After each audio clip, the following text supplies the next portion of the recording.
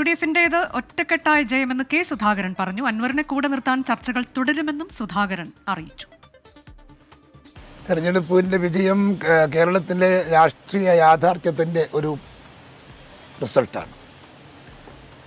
ഈ സംസ്ഥാനം ഭരിക്കുന്ന സർക്കാരിനെതിരെയുള്ള പൊതുജനത്തിൻ്റെ വികാരപരമായ ചിന്തയിലൂടെ ഉരുത്തിരിഞ്ഞു വന്നതാണ് UDF-ന് അനുകൂലമായ ഈ രാഷ്ട്രീയ സാഹചര്യം.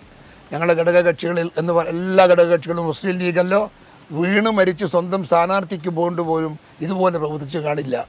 ഒരിക്കലും അൻവറെ പോലെ ഒരു രാഷ്ട്രീയക്കാരൻ വേണ്ട എന്ന് കോൺഗ്രസിനെ പോലൊരു പാർട്ടി പറയില്ല.